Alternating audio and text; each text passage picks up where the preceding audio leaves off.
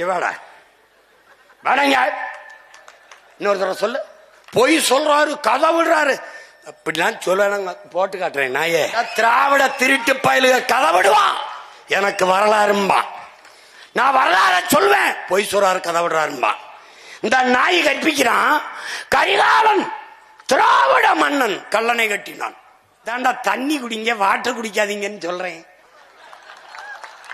சோறு தின்னுங்கடா, ரைஸ் திங்காதியடா, சாதம் திங்காதியடா, மானம் கிட்ட அறிவு கட்டு போயிருவியடான்னு அதுக்கு தான் 32 ஆறும் செத்து போனது கொலைகாரர்கள், இந்த திராவிட திருடர்கள்.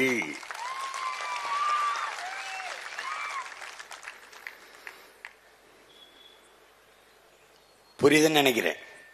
இதை விட பாடம் நடத்த இன்னொரு பேராசிரியர் வந்துதான் உனக்கு பிறந்துதான் வரணும். புரியுதுன்னு நினைக்கிறேன். இப்ப அந்த மண்ணள்ளி விற்கிறதுக்கு அவனுக்கு தண்ணி ஓடிக்கிட்டு இருந்துச்சுன்னா இந்த மாதிரி அள்ள முடியாது. அப்ப வள கொள்ளைக்கு அவன் தண்ணியை தர மறுக்கிறான்.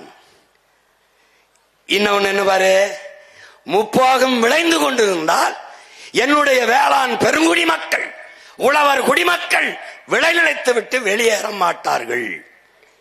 விளைநிலத்தை விட்டு வெளியேறவில்லை என்றால் காவிரி படுகை முழுக்க இருக்கிற மீத்தேன், ஈத்தேன், ஹைட்ரோ கார்பன் என்ற அந்த எரிகாற்றை எடுக்க முடியாது. இந்த மீத்தேனுங்கிறது எப்படி உருவாகுது? இந்த ஹைட்ரோ கார்பன் இது எப்படி உருவாகுது?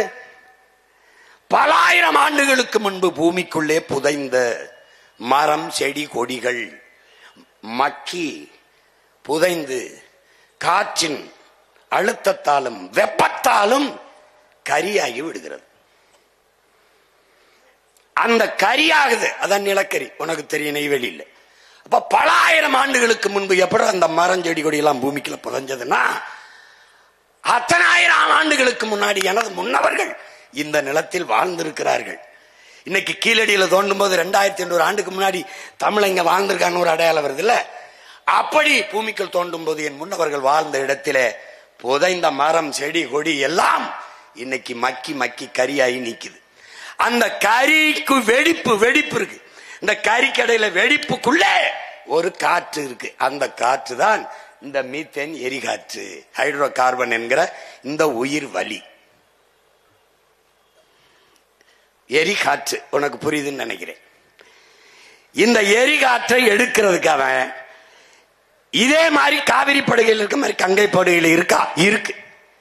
அப்ப ஏன் அங்க போடல? அங்க நல்ல ஆத்தாள் கம்மனுக்கும் பிறந்தவன் அவன் என்ன பண்றான்? அவன் அங்க ஆட்சியில் இருக்கான். நான் விறகு வச்சு கூட அடுப்பரிச்சுக்கிறேன், வெளியில போடான்ட்டான். இங்க 60 வருஷமா எனக்கு பெத்தவன் அப்பன எல்லாமே மத்தவனே இருக்கிறதுனால எவன் வந்தாலும் என் ஆத்தா தாலி எடுத்தானே, என் அக்கா தாலி எடுத்தானே, அவனுக்கு கவலை கிடையாது. அவன் போடுறான். இப்ப 3 போகை என் நிலம் விளைஞ்சதுன்னா இந்த நிலத்துல அவன் இந்த ஹைட்ரோ கார்பன், மீத்தேன், ஈத்தேன் எடுக்கிறேன்னு குழாய போட முடியாது. விளங்கிருச்சா? இப்ப அப்ப தண்ணி வரலைன்னா இந்த நிலத்தை வச்சுக்கிட்டு என்ன பண்றதுன்ட்டு, ஏப்பா இங்க ஒரு போட்டு எடுத்துக்கிறோம் அப்படின்னு எடுத்துக்கிட்டான். நான் முதல்ல இங்க வந்து இந்த மீத்தேன் எரிகாற்று ONGCக்கு எதிராக நான் போராட வரும்போது அவன் என்ன சொல்றான்கள், என்னை தனியா கூட்டிட்டு போய் அந்த அதிகாரி, ஐயா இங்க வாங்கய்யா 17 வருஷமா எடுத்துக்கிட்டு இருக்கீங்கிறான். என்னங்க சொல்றிய? ஆமாங்கய்யா 17 வருஷமா எடுத்துக்கிட்டு இருக்கீங்க. இந்த இடத்துல கிணறு, இந்த கிணறை போட சொல்லி அனுமதி கொடுத்தது யாரு தெரியுமா? யாருன்னு கேட்டாப்ல. யாரு? உங்க சனந்தாயான்றாப்ல. எப்படிங்க, என்ன சொல்றீங்க? என்ன சொல்லி சொன்னீங்க? எப்படி எங்க நிலத்துல கிணற தோண்டுங்கன்னு சொன்னதே இவர்கள் தான். நான் கேட்ட, என்ன சொன்னீர்கள்? தோண்டிக் கொள்ளுங்கள் என்று சொன்னார்கள். மண்ணெண்ணை எடுக்க போறோம்னு சொன்னாங்க. எப்படி இருக்கு? மண்ணெண்ணெய் எடுக்க போறோம் என்று சொன்னதால் மண்ணெண்ணெய் தானே, சீமெண்ணெய் தானே எடுக்க போறான், எடுத்துட்டு போட்டும், என் நிலத்துல போட்டுக்கன்னா. அப்புறமா தான் தெரியுது அவன் எரிகாற்றை எடுக்கிறான். திடீர்னு தீப்பிடிச்சு எரியும் போதான் தெரியுது, அட பாவிகளான்னு அன்னைக்கு தான் தெரியுது. புரியுதா? இப்போ இந்த விளைநிலத்தை விட்டு வெளியேற்ற வேண்டிய தேவை இந்த ஆட்சியாளர்களுக்கு இருக்கு.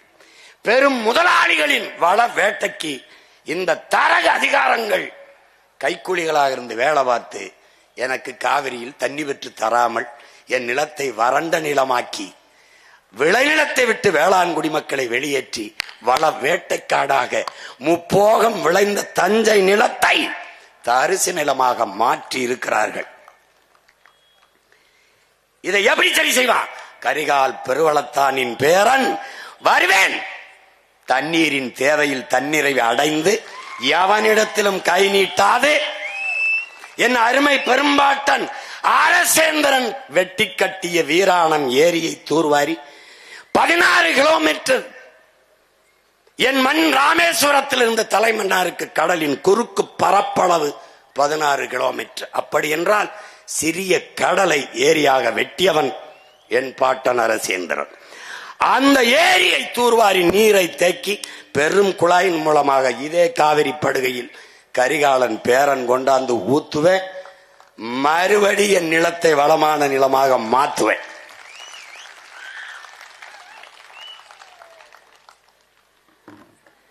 பார்த்துக்கிட்டே வா, பார்த்துக்கிட்டே வா உனக்கு. அதனால இந்த தண்ணீர் என்பது மானுட தேவை மட்டுமல்ல, அது உலக உயிர்களின் உயிர் தேவை.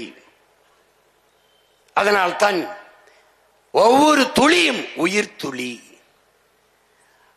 பல் உயிர்க்கும் பகிர்ந்தளி, பகுத்துண்டு பல் உயிர்கள் ஓம்புகள் நூலோர் தொகுத்தவற்றிலெல்லாம் தலை என்று நமது முன்னவன் மறையோன் வள்ளுவப் பெருமகனார் அருளிய மறைமொழிக்கேற்ப நீரின்றி அமையாது உலகு, அதை நினைவில் நிறுத்தி பழகு என்ற முழக்கத்தை முன்வைத்து தமிழ் இளம் தலைமுறைகளை, என்னரும் தம்பி தங்கைகளை,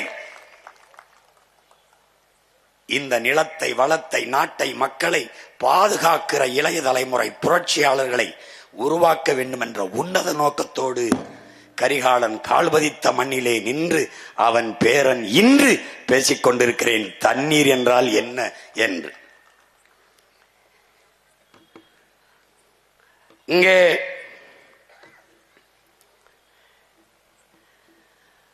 தண்ணீரை பற்றி அறிஞர் பெருமக்கள் பல்வேறு பேர் கூறியிருந்தாலும் எல்லாவற்றுக்கும் முன்னவன் எங்கள் மறையோன் வள்ளுவப் பெருமகனார் நீரின்றி அமையாது உலகனின் யார் யாருக்கும் வானின்றி அமையாது ஒழுக்கு. நீர் இல்லாம உலகத்துல ஒண்ணும் கிடையாது, ஒரு உயிரும் இல்லை. அது இல்லை என்றால் மனிதனில் ஒழுங்கு கூட ஒழுக்கம் கூட ஒழுங்கற்று போகும்னு பாடுறாப்ல. வானின்று உலகம் வழங்கி வருவதால் தான் அமிர்தம் என்றுரைப்பாற்றுன்னு சொல்றான். வானத்திலிருந்து மழை பொழிவினால்தான் இந்த உயிர்கள் எல்லாம் இருக்கு, அதனால்தான் அதை அமிழ்தம் என்று மழையை சொல்றோம்ங்கிறான். விசிம்பின் துளி வீழின் அல்லால் பசும்புல் மற்றாங்கே பசும்புல் தலைகால் என்பது அரிதுன்றான். மேகத்திலிருந்து வானிலிருந்து ஒரு துளி மழை துளி பூமியில் விழாத வென்றால் ஒரு புல் பசும் புல் கூட தலை தூக்காது முளைக்காதுன்றான். தானம் தவம் இரண்டும் தங்கா வேணுலகம் வானம் வழங்காதே நின். வானம் மழையை பொழியலைன்னா பிறருக்காக தானம் செய்வனும் தனக்காக தவம் செய்வனும் செய்ய முடியாது, இருக்க முடியாதுங்கிறான். ஏன்னா இந்த வான் சிறப்பு இந்த மழையை பற்றி உலகத்துல எவனுமே பாடல நம் பாட்டன் அளவிற்கு. ஒரு தடவை சொன்னா போதும், நீரின்றி அமையாத உலகினின் யார் யாருக்கும் வானின்றி அமையாத ஒழுக்கு போதும். ஆனா இந்த பய மக்களுக்கு திரும்ப திரும்ப சொல்ல முடியாது. ஒன்னையும் 10 தடவை பாடியிருக்காப்ல, ஆனாலும் இவனுக்கு அது மண்டையில ஏறல. அப்ப 10ம் பத்தல. ஒருவேளை 10 லட்சமா கொடுத்தா வேணா 10மோ என்னவோ, அது பத்தல. துப்பாருக்கு துப்பாய துப்பாக்கு, துப்பாருக்கு துப்பாய தூவுமலை நம்முடைய அப்பா நல்லுசாமி கூட சொன்னாங்க. அதாவது சாப்பிடுவதற்கு உண்பதற்கு உணவையும் குடிப்பதற்கு நீரையும் தருவது மழைதான். எப்படி பாருங்க, மணி நீரும் மண்ணும் மலையும் அணிநிலர் காடும் உடையது அரண். இதை விட இவன் பாடுவான். ஆனால் நீங்க ஆழ்ந்து பார்க்கணும், இன்னைக்கு மணி நீர் இருக்கா, மண் இருக்கா, மலை இருக்கா, அணிநிலர் காடு இருக்கா? இல்ல. காலி பண்ணவன் யாரு? இந்த காவாலி பைய திராவிடே. உனக்கு புரியுதா? தூய நீர், பறந்து விரிந்த நிலப்பரப்பு, பேரரணாக நின்று மேகத்தை தடுத்து பூமிக்கு மலையாக மாற்றி கொடுக்கிற மலை, குளிர்ந்த அடர்ந்த காடுகள், அணி நிழற்காடு, இது நான்கையும் உடைய நிலம் எதுவோ அதான்டா பேரரண்கிற பாடுற. 2000 ஆண்டு தோராய கணக்கு. யாரும் வள்ளுவனுக்கு பிரசவம் பார்த்தவங்க இல்ல. வள்ளுவன் ஆத்தாவுக்கு பிரசவம் பார்த்த யாரும் இல்ல. சும்மா சொல்றான் 2000 ஆண்டு 1330 அப்படின்னு சும்மா சொல்றான். குரல் 5000 கூட எழுதியிருக்கலாம்.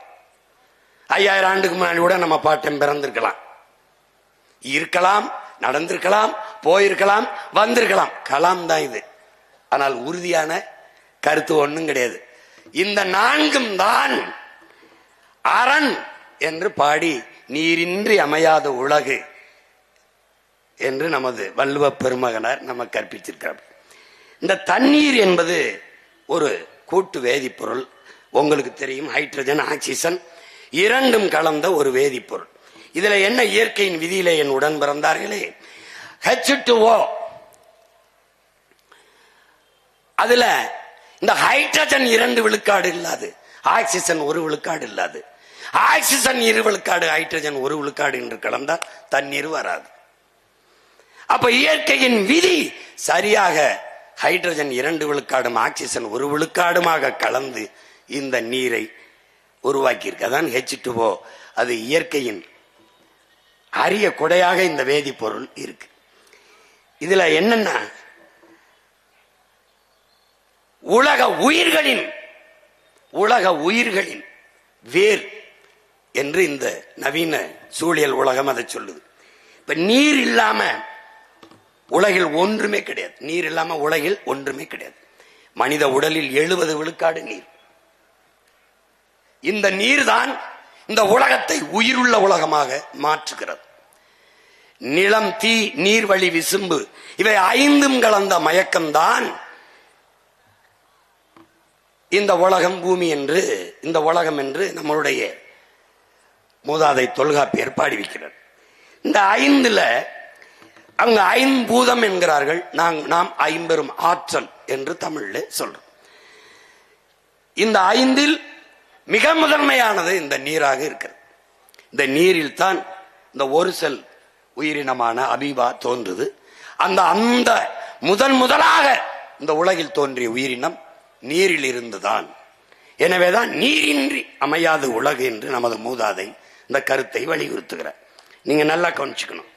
இப்ப இந்த மனிதன் மட்டும் அல்ல, உலகில் எந்த உயிரும் இந்த 50 ஆற்றல், நீர், நிலம், நீர், காற்று, உங்களுக்கு தெரியும், இந்த தீ, ஆகாயம், இது இல்லாம எந்த உயிரும் இல்லை. இப்ப நம்முடைய இதுல, நம்முடைய பழக்கத்துல எரிக்கிறது, எரியூட்டுவது நம்முடைய பழக்கம் இல்லை. நமக்கு உயிர் போகிற போது நீர் முதல்ல வெளியேறிடுது. அப்ப நீர் போனோன்னா உடம்பு குளிர்ந்துரும், காற்று போயிருது, வெப்பம் தணிஞ்சிருது, உடம்புல நெருப்பு போயிருது. எல்லாம் போன பிறகு கடைசியா என்ன இருக்கு? மண், நிலம். அதனால பூமியில தோண்டி நிலத்துல போட்டு புதைச்சிறதான் தமிழர் மரபு.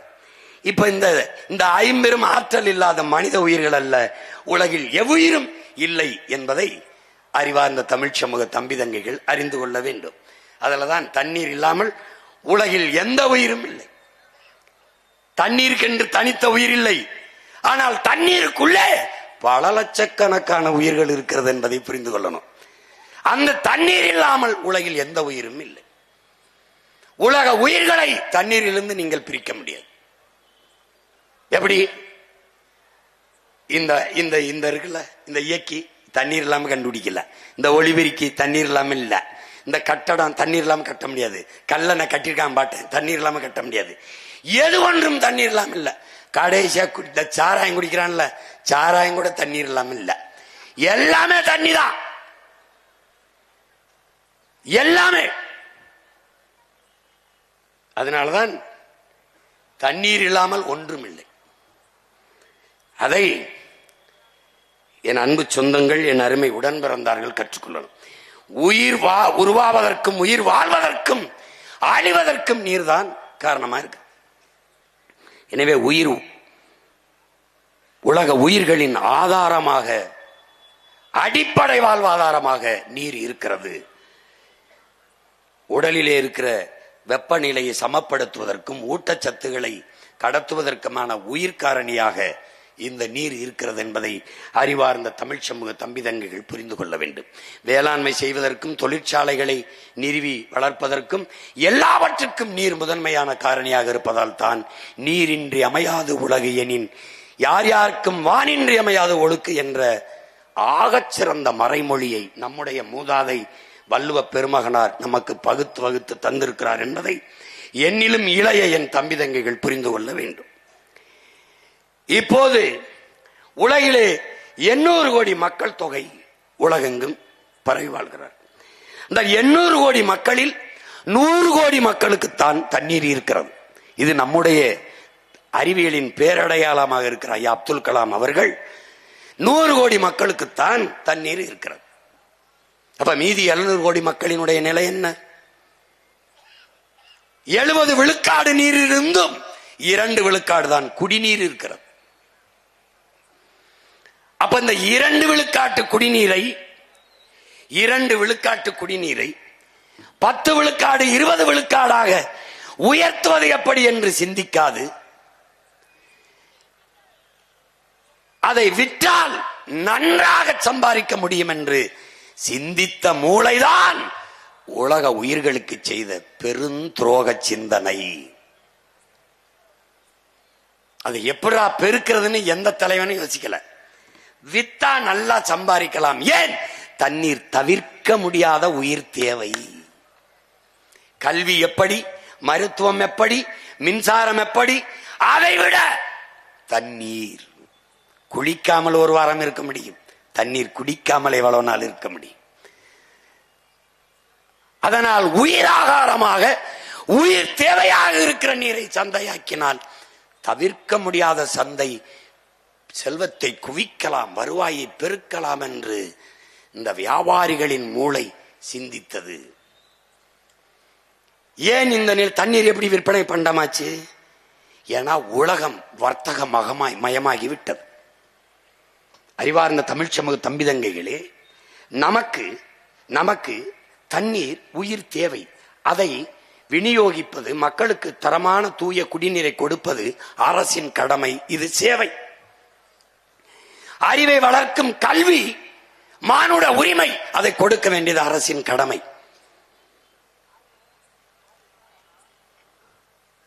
அது ஒரு சேவை. மருத்துவம் ஒரு மகத்தான சேவை, அது என் மக்களுக்கு தேவை, அதை கொடுக்க வேண்டியது அரசின் கடமை. அது நம்ம பார்வையில், நம்மளை பொறுத்தவரை அது ஒரு சேவை. சாலை போடுதல், பராமரித்தல், மின் உற்பத்தி, விநியோகம், இதெல்லாம் ஒரு சேவை நமக்கு. ஆனால் இந்த உலக வர்த்தக அமைப்பு, வேர்ல்டு ட்ரேட் ஆர்கனைசேஷன், WTO என்கிற இந்த வர்த்தக அமைப்பு என்றால், நம்ம ஊர்ல வணிக பெருமக்கள் வியாபாரிகள் சங்கம் வைத்திருப்பது போல உலக பெரும் வியாபாரிகளின் சங்கம், பேரமைப்பு, வேர்ல்டு ட்ரேட் ஆர்கனைசேஷன், உலக வர்த்தக அமைப்பு. அவர்களின் கொள்கை முடிவு நீர் விநியோகமோ, கல்வியோ, மருத்துவமோ, சாலை ஓடுதல் பராமரித்தலோ, மின் உற்பத்தி விநியோகமோ, போக்குவரத்து நடத்தலோ அரசின் வேலை அல்ல. ஏனென்றால் அது சேவை அல்ல, தொழில். அவனுக்கு தொழில் செய்வது அரசின் வேலை அல்ல. அப்ப என்ன செய்யணும்? அதை தனியார் முதலாளிகளுக்கு கொடுத்து விட்டு, நீங்கள் கையெழுத்தை போட்டுவிட்டு கமிஷனை வாங்கி கொண்டு பேசாமல் இருக்க வேண்டும். புரியுதா? அதனால் தான் நாம் சொல்லுகிறோம், இவர்கள் பிரதமர்கள் அல்ல, இவர்கள் முதலமைச்சர் அல்ல, புரோக்கர் பாய்ஸ் என்று சொல்வதற்கு காரணம் இதுதான். இங்க பாரு, உனக்கு தெரியும் பாரு.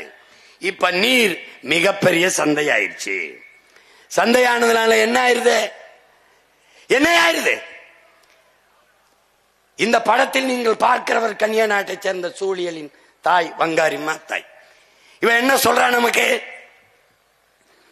வரலாறு நடிகிலும் போர் என்பது வள வேட்டைக்காகத்தான் நடந்திருக்கிறதுங்கிறான். இன்று நேரத்தில் பன்னெடுங்காலமாக வள வேட்டைக்காகவே நாடு பிடிக்கவும் எல்லை விரிவாக்கவும் இவர்கள் போர் செய்தார்கள். சொல்லியிருக்க. விளங்குதுன்னு நினைக்கிறேன்.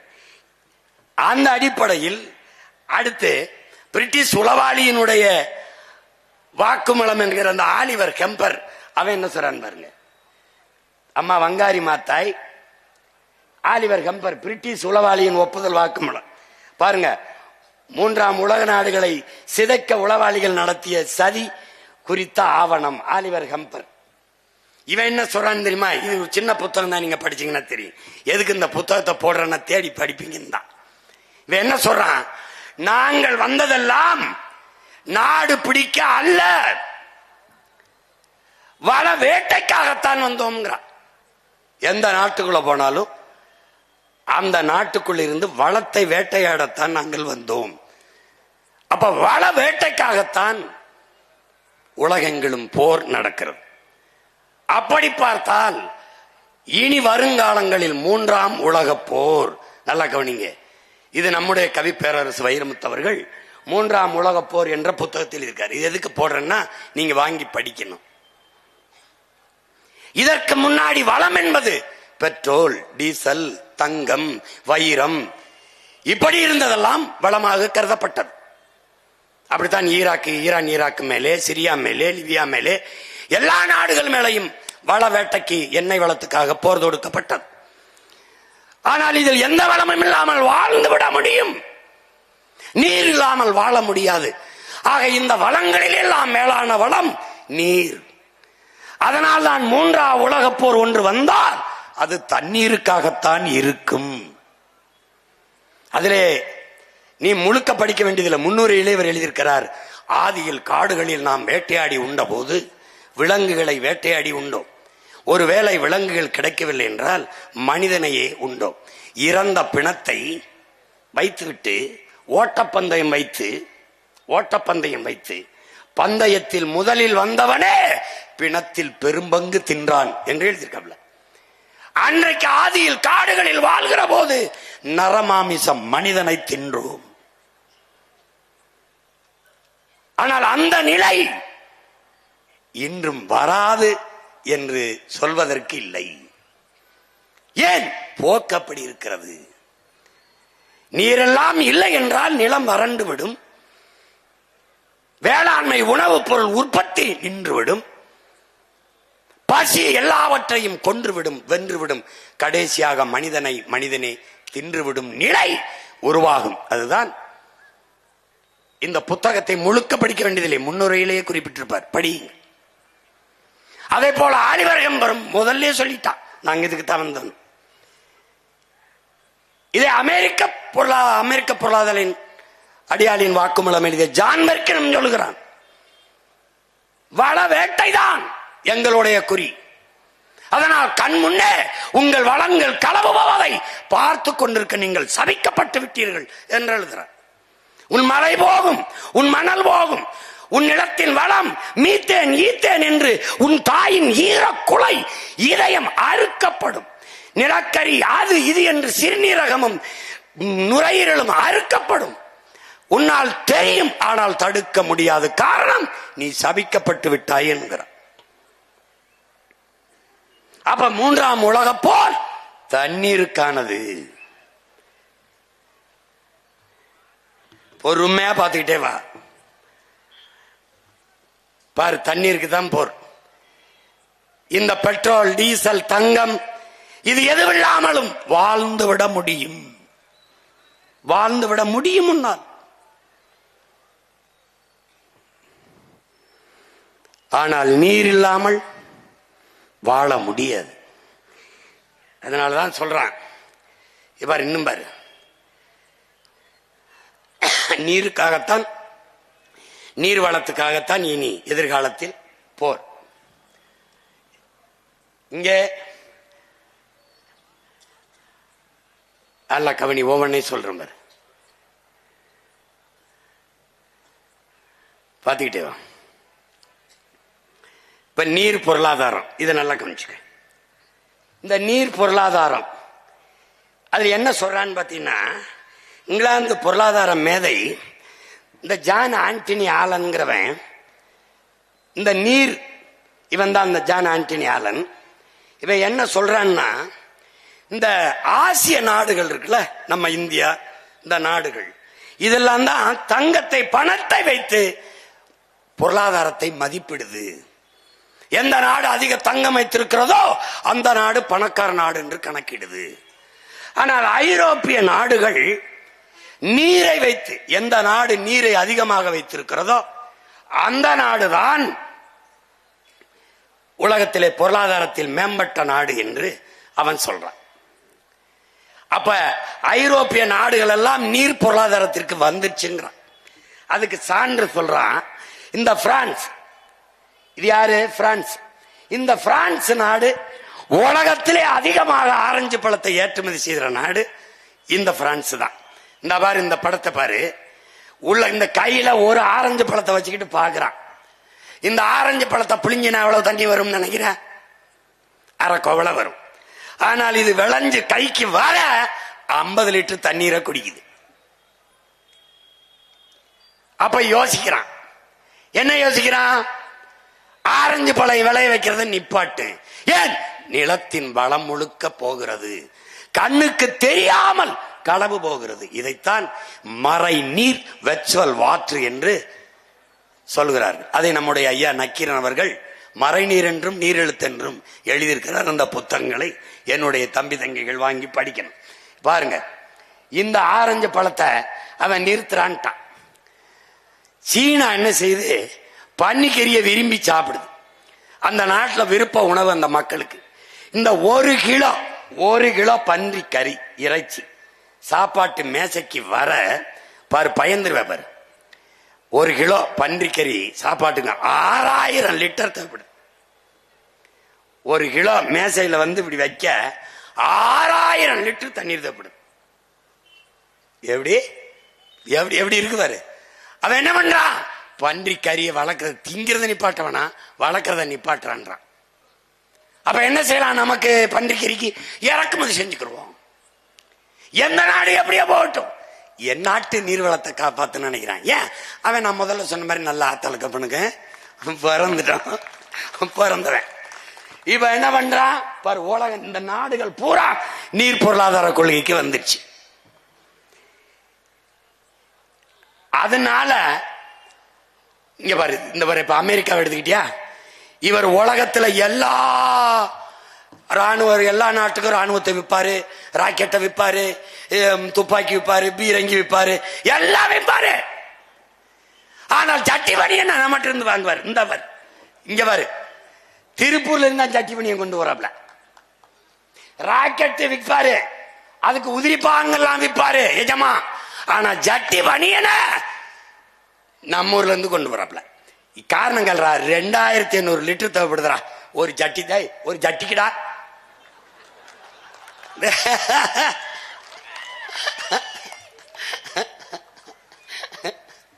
பாத்துக்க சாமி, பாத்துக்க. இந்த முட்டை இருக்கிறடா, இந்த வர முட்டை ஒரு நாள்ல 3 கோடி முட்டைகளை உற்பத்தி செய்யறோம்டா. நம்ம அளவு கோச்சுக்குருவாங்க, என்ன இவர் மூடிடுவார். மூடல. நான் நாட்டுக்கோழி, என் ஆளுக்கு இந்த பாருங்க, என் நாட்டுக்கோழிக்கிடா ஒண்ணு வேணாம்டா. நான் ஏதோ சிந்தறது செதறதை போட்டு சாப்பிட்டு வச்சு கஞ்சியை போட்டேன்னா குப்பமேட்டில் குஞ்சியை கூட்டிட்டு போய் கிளறி அவன் பாட்டு சாப்பிட்டா அவனே முட்டையிட்டா அவனே பிடிச்சிட்டு போயிடுவான்டா. இந்த பயவுளை அதை வளர்க்காம நாட்டுக்கோழி முட்டைக்கு நாக்க தொங்க போட்டு அலையுதுக. அவன் தேநீர்ல காஃபியில போட்டு முக்கி இந்த முட்டையை நாட்டு முட்டைன்னு வித்துட்டு போயிட்டு இருக்கான். இப்படி ஒரு பாவங்கட்ட பிள்ளைகளை பாரு. டே பாரு பாரு, 70 லட்சம் முட்டைகளை தினசரி வளைகுடா நாடுகள், ஆப்பிரிக்கா மற்றும் நாடுகளுக்கு நம்ம ஏற்றுமதி செய்யறோம். ஒரு முட்டை 196 லிட்டர். அடே பாரா, 196 லிட்டர் குடிக்குதுடா. டே ஒரே ஒரு முட்டை இப்படி எடுத்து பாத்தீங்கன்னு வச்சுக்க, டே இவ்வளவு தாண்டா இருக்கு. அது 196 லிட்டர் குடிக்குதுடா. நீ காபி குடிக்கிறாய் 150 லிட்டர் குடிக்குதுடா. இந்த பாரா, இந்த கோவலையில இருக்கிறது எவ்வளவுடா தண்ணி இருக்கும்? 150 லிட்டர் குடிச்சிட்டு இந்த கோவலைக்கு வருதுடா இவ்வளவு. புரிஞ்சுனா நீ ஏதாவது ஒரு முடிவுக்கு வா. இப்ப என்னதானே செய்ய சொல்ற அப்படின்னு நான் சொல்றேன். ஒரு கோப்பையில் 150 லிட்டர் மறை நீர், நம்ம தங்கச்சி ருசிச்சு தான் குடிக்கிறா. இந்த பன்னாட்டு நிறுவனங்கள் ஆண்டு கணக்கில், நீ நல்லா கவனிச்சுக்கணும். இப்போ உனக்கு சொல்றேன் பாரு அண்ணன், இந்த சென்னையில கொரியன் முதலாளி கொண்டாயின்னு ஒரு தனியார் முதலாளி ஒரு கொண்டாய் அப்படின்னு ஒரு கார் நிறுவனம் வச்சிருக்காப்ல. ஒரு கேள்வி அண்ணன் உண்ட கேட்கிறேன், இந்த கொண்டாய் முதலாளிக்கு தமிழ்நாட்டு இளைஞர்கள் இந்திய நாட்டு இளைஞர்களுக்கு வேலை கொடுக்கணும்னு என்ன வேளாங்கண்ணி மாதாட்ட, இல்ல எங்க ஊரு எங்க கோயில் எங்க குலதெய்வம் காளியாத்தாட்ட, இல்ல ஏதாவது சிவன் முருகனுக்கு எது வேண்டி நேர்த்தி கடனா? ஒண்ணு இல்ல. அப்ப எதுக்கு வரான்? அவன் நிலத்தில் அவன் வளத்தை பாதுகாத்து என் நிலத்தில் இருக்கிற நீரை வேட்டையாட வரான். இங்க வளர்ச்சி என்று கட்டமைக்கப்படுகிறது, வேலை வாய்ப்பு என்று காதிலே தேன் ஊற்றப்படுகிறது. ஒரு டன் எடையுள்ள கார் தயாரிக்க 4 லட்சம் லிட்டர் தண்ணீர். பாரு, நான் சொல்றேன் எத்தனை லட்சம் கார்கள் ஏற்றுமதி செய்யப்படுதுன்னு பாரு. இங்கே நிலத்தடி நீரை எவ்வளவு வேணாலும் நீங்கள் உறிஞ்சிக் கொள்ளலாம் என்று ஒப்பந்தம். உற்பத்தியிலே அரை மணி நேரம் 1 மணி நேரம் மின்சாரம் தடைபட்டால் ஏற்படுகிற இழப்பை மத்திய மாநில அரசுகள் ஈடுகட்டும் புரிந்துணர்வு ஒப்பந்தம். பிறகு உற்பத்தி செய்த பொருளை விரைந்து எடுத்து செல்ல 8 வழி 4 வழி சாலைகள். பிறகு மனித உழைப்பு இங்கே மலிவாக கிடைக்கிறது. இதே நிறுவனம் கொரியாவிலே இருந்தால் அங்கு என் பிள்ளைகள் போனார் 2 லட்சம் ரூபாய் சம்பளம் கொடுக்கணும். இங்கே இருந்தால் 50,000 கொடுத்தால் போதும். அப்ப மனித உழைப்பு மலிவாக கிடைக்கிறது. உழைப்பை சுரண்டி சுரண்டி உற்பத்தியை பெருக்கி லாபத்தை பல ஆயிரம் கோடிகளில் கொண்டு போக முடிகிறது. ஆனால் இவர்கள் சொல்லுகிற அடிப்படை கட்டமைப்பு இன்ஃப்ராஸ்ட்ரக்சர் என்பது சாலை போடுதல், விண்ணூர்தி நிலையம் கட்டுதல், துறைமுகங்கள் கட்டுதெல்லாம் உனக்கும் எனக்கும் அல்ல, உள்நாட்டு வெளிநாட்டு பெரும் முதலாளிகளின் வள வேட்டைக்கு என்பதை அறிவார்ந்த என் தம்பி தங்கைகள் புரிந்து கொள்ள வேண்டும். இதை நல்லா ஆழ்ந்து பாரு.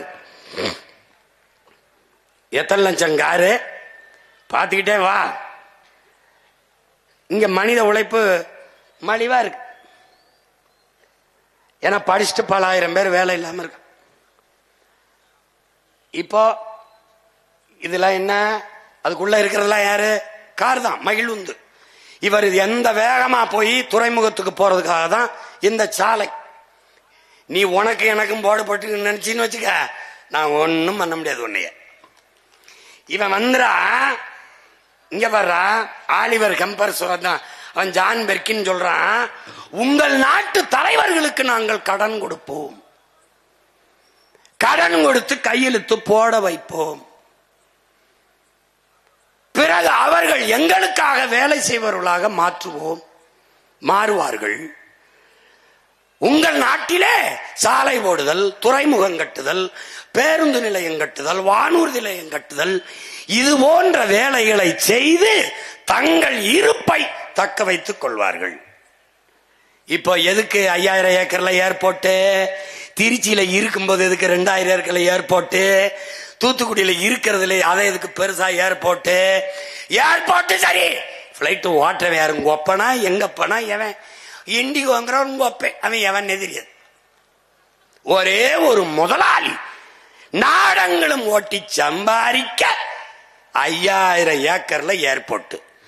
இங்கதான்டா கரிகாலன் பேரன், கரிகாலன் மகன், பிரபாகரன் மகன் சொல்றேன், 5000 ஏக்கரில் ஏர்போர்ட் அல்ல, ஏர்பூட்டி உட வேண்டும் என்று சொல்றேன்.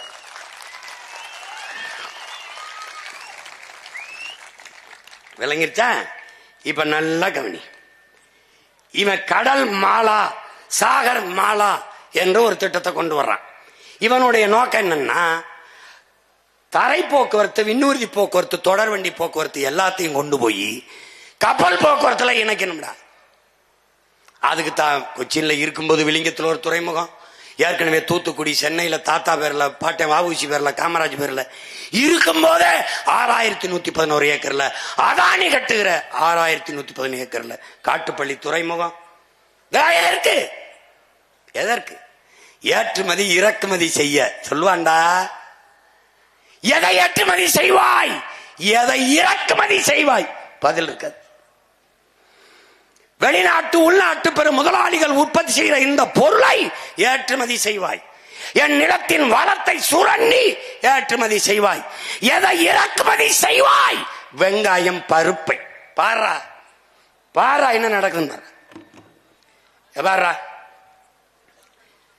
இந்த முதலாளிகளை யாராவது வர்றாங்களோட ஒப்பந்தத்தில், நீ நிலத்தடி நீரை உறிஞ்சாத, நீ ஏரி குளங்களை வெட்டி கடல் நீரை சுத்திகரிச்சு அதை வச்சு நீ கார் தயாரிச்சுக்க என்று சொல்வானா? சொல்ல மாட்டான். 4 லட்சம் லிட்டரா ஒரு கார் தயாரிக்க 20,000 பேருக்கான குடிநீரா. இந்த பாரா எத்தனை லட்சம் கார் தயாரிக்கிறான் பாரா. இந்த காரை ஏற்றுமதி செய்த இந்த காவாலி பயல்கள் வெங்காயத்தை ஈஜிப்துல இருந்து இறக்குமதி செய்யறான்டா. காரை ஏற்றுமதி செஞ்சுட்டு வெங்காயத்தை இறக்குமதி செய்த நாடு அது எகிப்து. எது? பாலைவன நாடு. ஒரு பாலைவன நாட்டில் இருந்து தன் நாட்டு குடிகளுக்கு வெங்காயத்தை இறக்குமதி செய்த வெங்காயங்கள் நம்முடைய ஆட்சியாளர்கள். இவ்வளவு பெரிய நிலம், இவ்வளவு பெரிய வளம், இவ்வளவு பெரிய நீர்வளம், இவளுடைய மனித ஆற்றல், இவளை வைத்துக் கொண்ட அற்ப வெங்காயத்தை கூட தன் நாட்டு குடிகளுக்கு விளைய வைத்து தர முடியாத வெங்காயங்கள் இந்த நாட்டை ஆளுகிறார்கள். நல்லா பாரு. அப்புறம் பருப்பு. தீபாவளி நேரத்தில் வடை சுட வேற ஊர்ல இறக்குமதி கொண்டாடுவான். வெங்காயம் பருப்பு கூட விளைவிக்க முடியாது. இவன் என்ன பண்ணலாம்? இப்ப பிரபாகர மகன் கரிகாலன் பேரன் காரை இறக்குமதி செய்டா, சோரை ஏற்றுமதி செய்டா. இப்ப கார் வேணுமாடா, இறக்குமதி செய்யும்டா. சோறு வேணுமாடா, என்கிட்ட வாடா. ஏன்னா என் சோழ நாடு சோறு உடைத்துடா, வாடா இங்க.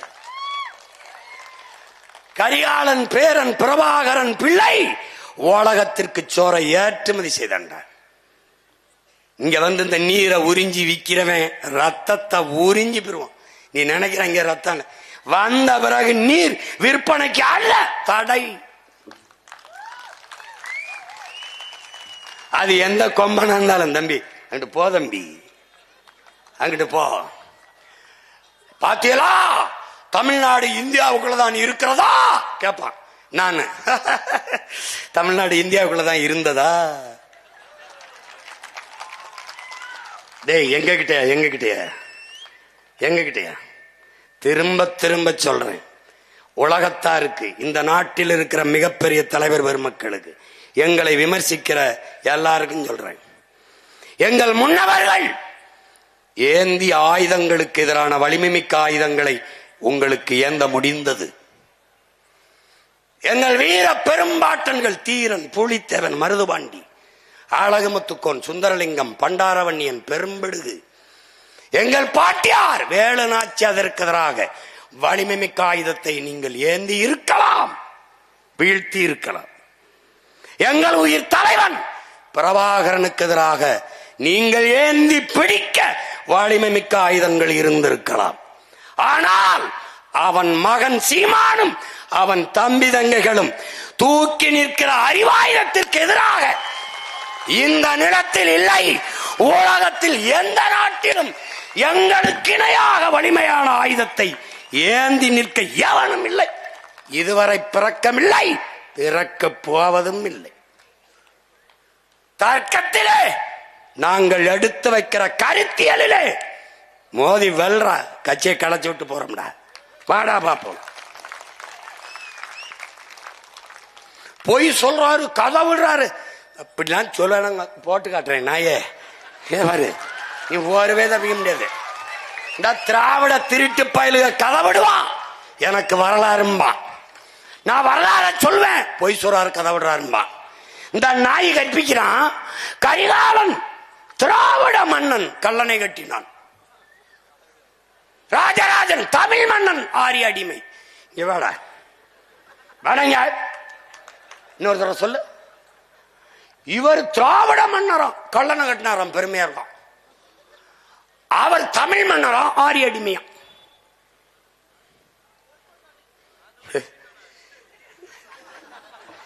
பைத்தியக்காரன், நானும் 15 வருஷமா நம்பிட்டீங்களா? என்னங்கய்யா அன்பு தென்னரசு மட்டும் நல்லா சிரிப்பாப்ல. ஏனுகள எனக்கு முன்னாடி நின்றுகிட்டு இருந்தாப்ல.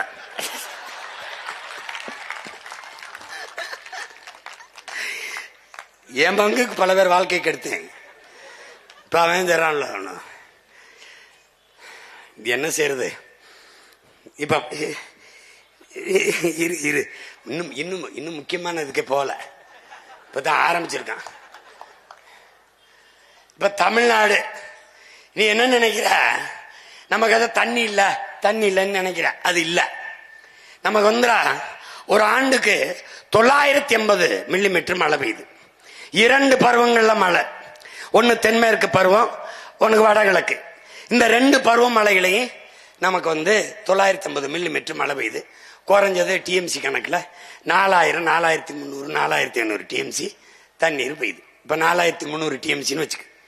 இதுல என்ன கொடுமைன்னா, பல இதை நம்ம சேமிக்காதனால அது நீராவியாகி போயிருது. பல இது இந்த கழிவு நீர்களை விட்டு நாசம் பண்ணிடுறோம்.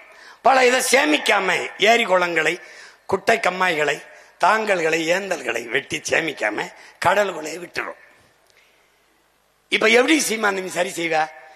950 மில்லிமீட்டர் 1000 டிஎம்சி 1500 தான் எனக்கு அதிகபட்சமா பயன்பாட்டில் இருக்கு.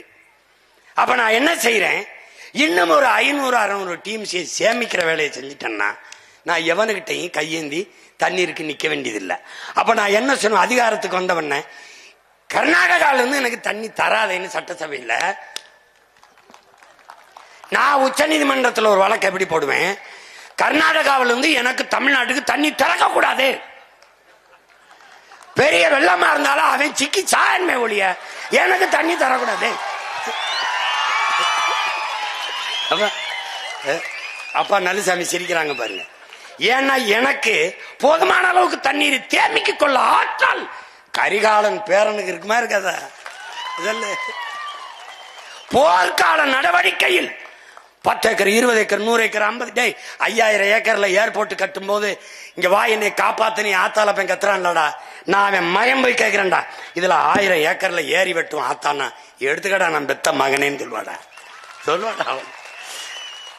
வெட்டுவேன், நீரை தேக்குவேன். ஏரினா 2000, 3000 ஏக்கர்ல இருக்கிறதா ஏரின்னு நினைக்காத. சின்ன சின்ன சின்னதான நீ எழுதி வச்சுக்கடா.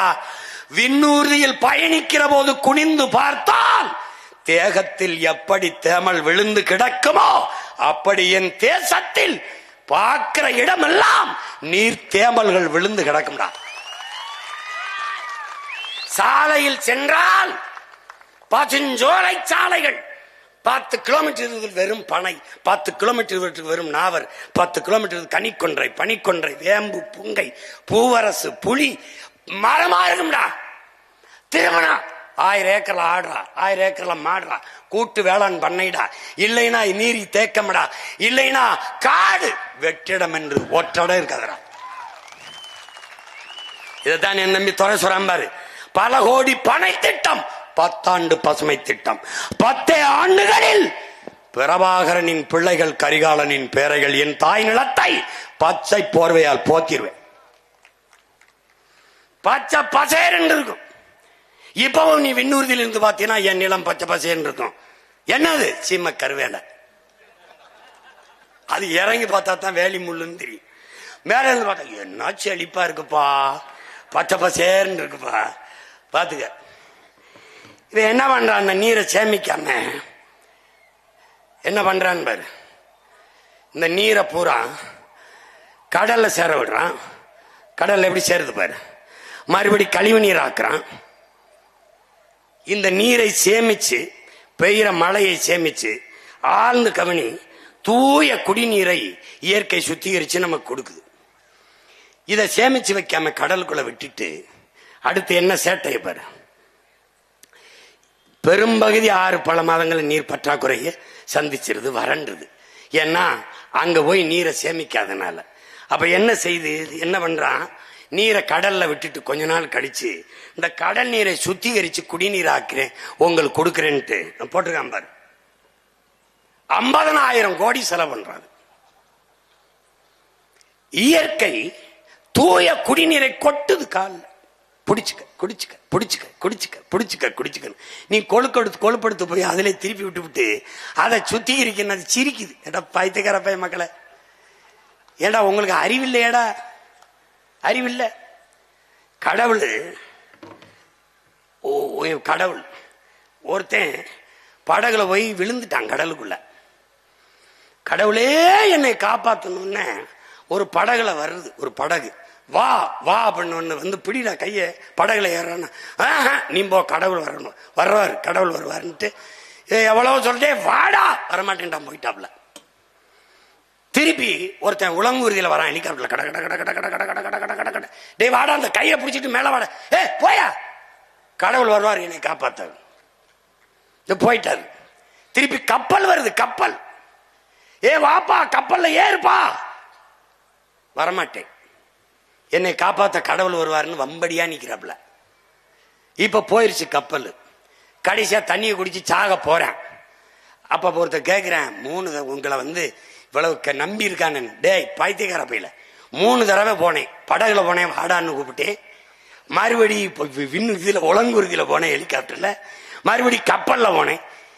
அவன் எங்கடா என்னை நம்பினா, கடவுள்னா எப்படிடா வரும், நான் தான் 3 முறை போய் வாய்ப்பு கொடுத்தேன் வாடான்னு. அப்புறம் வரல, என்ன சாகிறத தவிர என்ன பண்றது, அவன் சாக வேண்டிய ஆள் தான் விட்டு விட்டாப்ல. புரியுதா? அது மாதிரி இந்த மழை, இந்த கடல், இந்த சூரியன், இந்த மேகம் எல்லாம் பார்த்து சிரிக்குது, பைத்தியக்கார பையவில்லை டே, அதுக்கு தாண்டா தண்ணி குடிங்க, வாட்டர் குடிக்காதீங்கன்னு சொல்றேன். சோறு தின்னுங்கடா, ரைஸ் திங்காதியடா, சாதம் திங்காதியடா, மானம் கிட்ட அறிவு கட்டு போயிருவியடான்னு அதுக்கு தான் சொல்றேன். தண்ணீரை கொண்டு போய் கடல்ல விட்டுவிட்டு அந்த காவாளி பயலுக 50,000 கோடிக்கு சுத்தி இருக்கிறான். 50,000 கோடிக்கு எத்தனை நீர்த்தேக்கங்களை வெட்டி இருக்கலாம் என்று அறிவார்ந்த தமிழ் சமூக பிள்ளைகள் நீங்க ஆழ்ந்து அறிந்து சிந்திக்கணும். பாரு எத்தனை ஏரியா வெட்டிருக்கலாம், இங்க பாரு இது மாதிரி எத்தனை ஏரியா வெட்டிருக்கலாம், எத்தனை ஏரி. இது யாரு? மின்விசிறி, மாவரைக்கிற எந்திரம், மடி கணினி, தையல் மிஷின், சைக்கிள் சைக்கிள் பாரா பாத்துக்கிட்டே வாடா, சைக்கிள்ரா சைக்கிள். நல்லா கவனிடா, வண்ண தொலைக்காட்சி பெட்டிடா, ஐயா உபயம்டா, வண்ண தமிழ்நாடு அரசு வண்ண தொலைக்காட்சி பெட்டி பாத்துக்கடா, மடி கணினி நல்லா கவனிச்சுக்கடா. டே பாரா பாரா, இங்க கவனிடா, டே இங்க கவனிடா. ஏண்டா எல்லாத்தையும் இலவசமா கொடுத்த அந்த பயமக்க, ஏண்டா தண்ணீரை மட்டும் 10 ரூபாய்க்கு வித்தா? அங்கதான்டா நீ யோசிக்கணும். ஏன் ஒரு மடிக்கணினி என்ன விலை, ஒரு மாவை அரைக்கிறது என்ன விலை, ஒரு இந்த மாவை ஆட்டுறது எம்பிட்டு, ஒரு மசாலா எந்திரம் எவ்வளவு, மசாலா அரைக்கிறது, ஒரு மிதிவண்டி, எல்லாம் இலவசம்டா. நம்ம வந்து இலவசத்தை எதிர்த்த உடனே விலையில்லா மடிக்கணினி, விலையில்லா மிக்சி. நான் கேட்டேன், அம்மா எங்களுக்கு விலை இல்லை. ஐயா எங்களுக்கு விலை இல்லை, உங்களுக்கு அந்த அவன் கொடுக்கறவனு விலை இல்லாம கொடுத்துட்டானா? இதையெல்லாம் இலவசமாக தர முடிந்த இந்த அதிகாரங்களால் உயிர் தேவையான நீரை தன் நாட்டு குடிகளுக்கு தரமான தூய நீரை ஏன் இலவசமா தர முடியவில்லை? ஏன் தர முடியாது என்றால் கவனி, இதுதான் இலவசமா கொடுத்து விட்டால் இந்த நீரை உறிஞ்சி விற்கிற முதலாளிகள் பாதிக்கப்படுவார்கள். முதலாளிகள் பாதிக்கப்பட்டால் என்ன இழப்பு? இவர்களுக்கு அவர்களிடத்தில் வருகிற கமிஷன் போய்விடும். அதனால்தான் இவர்களை ஆட்சியாளர்கள் அல்ல, தரகர்கள், புரோக்கர்கள் என்று நாம் சொல்ல காரணம் இதுதான்.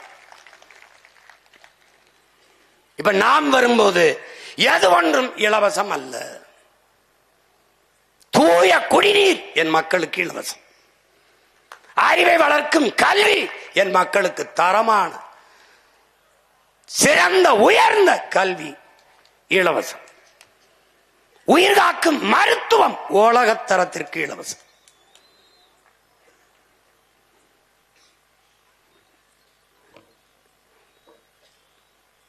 பாரு, போத்தல் அடைச்சி விற்கிறான் முதலாளி.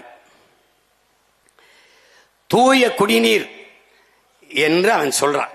இது தூயதல்ல தீயது என்று நாம் சொல்றோம். இந்த புட்டி நீர் ஒவ்வொரு நொடிக்கும் ஒவ்வொரு 8 நொடிக்கும் பல குழந்தைகள் உயிரிழக்குது. ஏன்னா தூய குடிநீர் என்று அவன் நஞ்ச வியாபாரம் பண்றான். நீ இதை பாரு, உனக்கு பார்க்கும்போதுதான் உனக்கு தெரியும். மேத்யூ பார்லோ என்கிற நீரியல் எழுத்தாளர் என்ன சொல்றான், இதுல நச்ச கலக்கிறான்டாங்கிறான். இந்த நீர் குடிக்கும் போது ஒரு சுவை வருவதற்காக அவன் இது தூய நீர் அல்ல பாரு, so pure we promise nothing. இந்த பாரு அவன் என்ன பண்றான், இந்த நீரை தூய குடிநீர் என்று டயமெத்தோட் இந்த விஷம் மருந்து கலக்கிறான். 13 மடங்கு இதுல கலக்கிறான். இது பூச்சிக்கொல்லி அல்ல, உயிர்கொல்லி. இதனால என்ன வருதுன்னு நீ நினைக்கிறீன்னா, பிறக்கும் போதே குழந்தை புற்றுநோயோட பிறப்பது, தாய்களுக்கு மாறு புற்றுநோய் வருவது, 3-4 வந்தது டைமெத்தட். இதுல பாத்துக்க, உயிர்கொல்லி. பூச்சிக்கொல்லின்னு சொல்லக்கூடாது. ட்ரஸ்ட் இன் எவரி டிராப் என்ன சொல்றான் பாரு. பூச்சிக்கொல்லின்னு ஏன் சொல்லக்கூடாதுன்னா, அப்பாட்ட கேக்குறாங்க, பூச்சிக்கொல்லின்னா பூச்சிக்கொல்லியை குடிச்சா நீ உயிரோடு இருப்பியா, செத்து போவ. அப்படின்னா அதுக்கு பூச்சிக்கொல்லி இல்ல, உயிர்கொல்லி. அதனால இது உயிர்கொல்லி.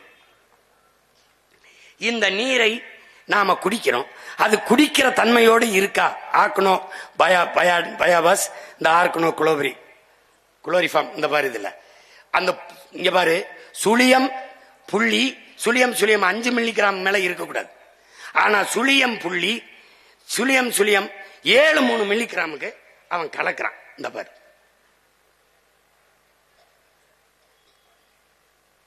இது தெரிஞ்சுக்க. அப்புறம் நீ ஓட்டு போடலாம், என்னை ஜெயிக்க வைக்கலாம், நீ போடாம கூட போகலாம்.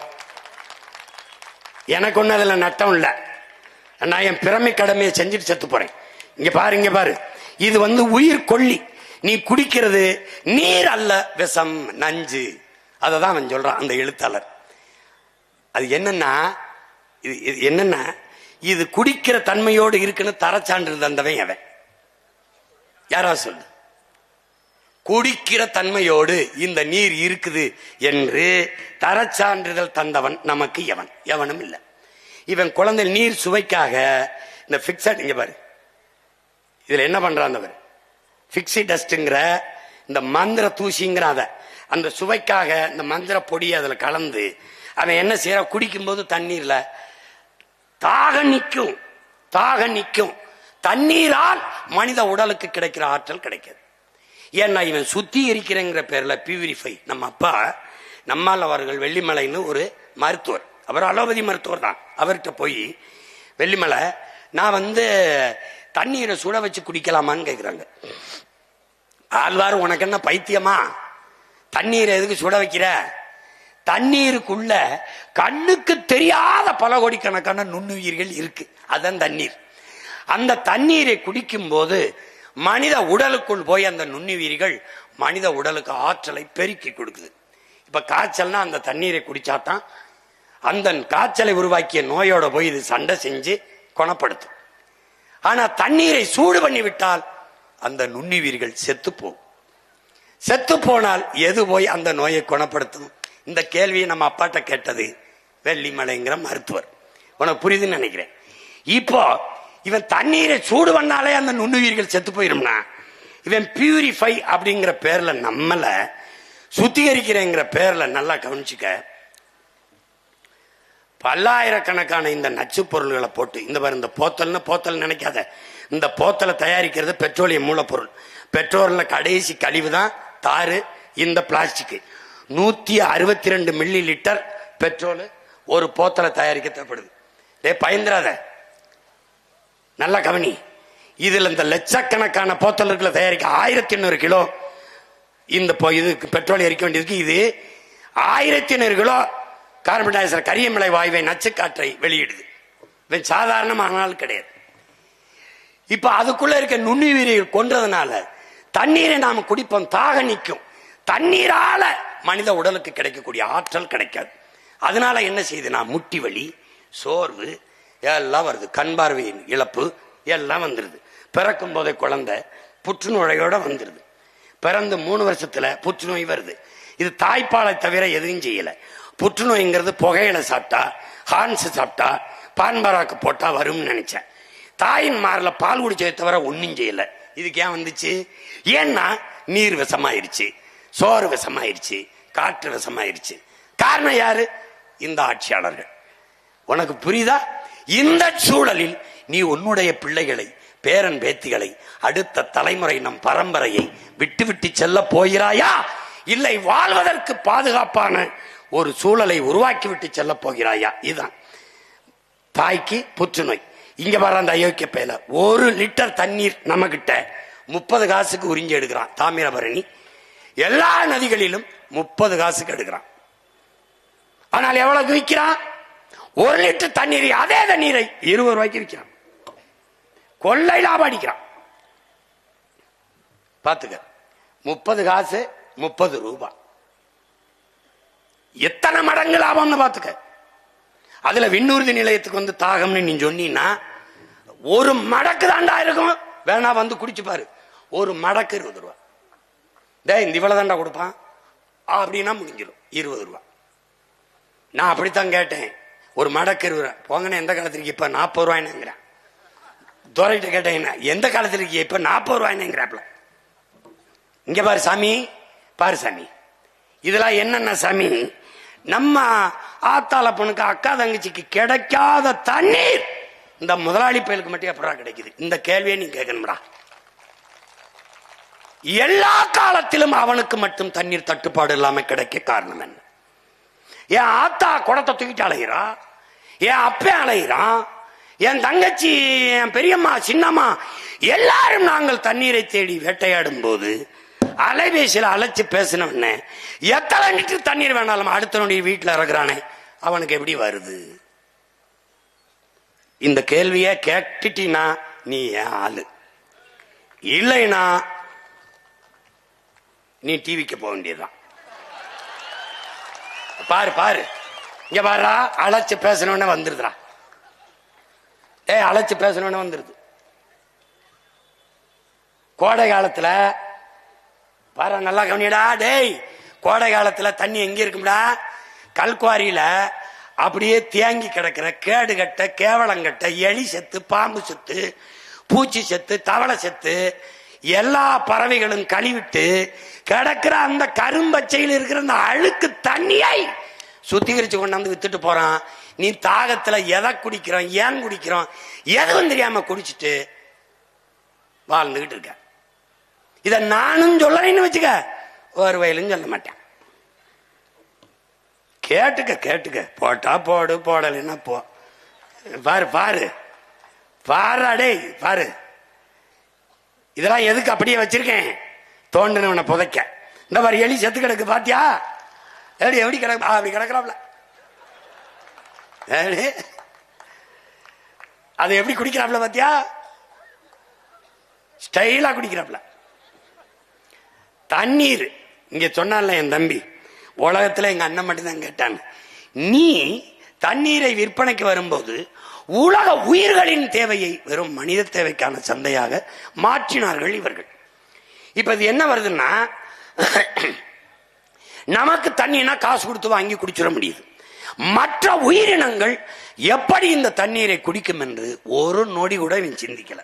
இந்த பாரு எப்படி தள்ளாடுதுன்னு பாரா. டேய், நம்ம போய் போகும்போது தம்பி 2 போத்தல் வாங்கிட்டு வந்துருன்றோம்.